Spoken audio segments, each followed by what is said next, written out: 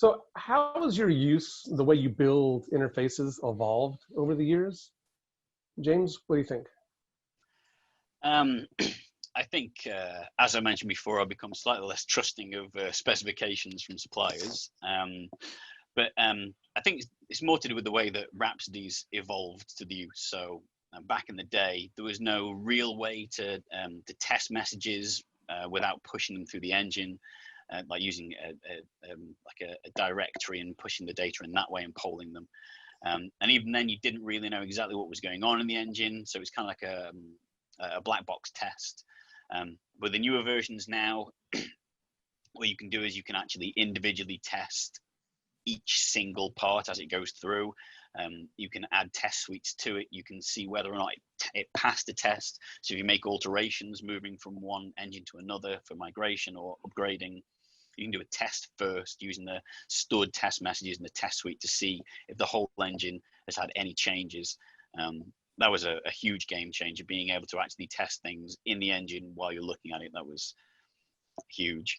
But yeah, the other huge leap forward was, I think it was in version 4, where in real time you could go and see every single message going through every single point. So every single change, everything, every time that Rhapsody did any kind of functionality to the document, to the message, or anywhere it changed it, or it directed it to a different place or put any particular rule on, you can see a before and after. So you can see on one side what it came in as, and on the other side what it went out as, and you can see the alterations side by side.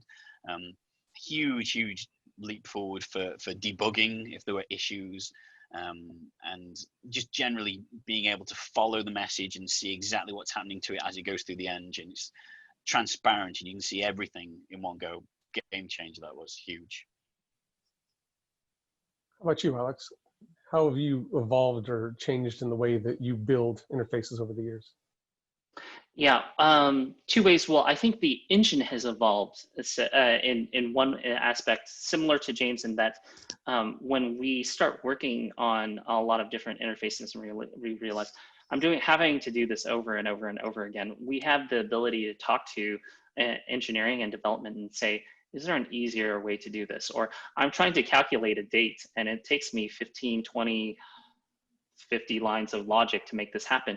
Well, yeah, we can just make this a little tab over here. And if you want to add a day or an hour or a second, why don't we make that easily available if that's something you constantly do and see that customers are constantly doing. And so the engine has evolved to make things easier and easier and easier, and things that I would have had to take hours or days to try to make up is a drop down or a checkbox somewhere. And it's amazing that the developers are listening to what are pain points and making them really, really easy, or not pain points at all anymore.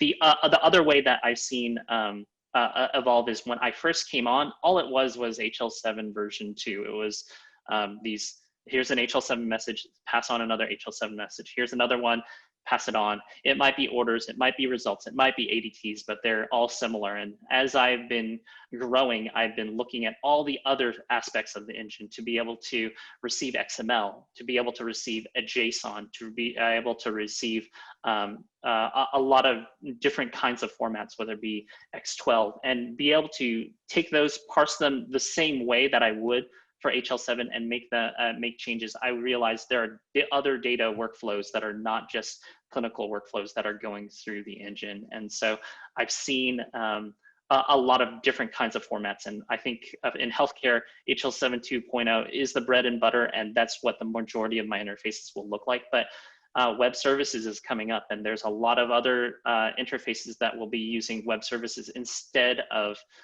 normal TCP/IP HL7. And I've gotten to witness how to do that. I've gotten to figure out how to create web pages and have them served up by Corepoint. It's amazing all the other things that the engine can do on top of just the basic HL7.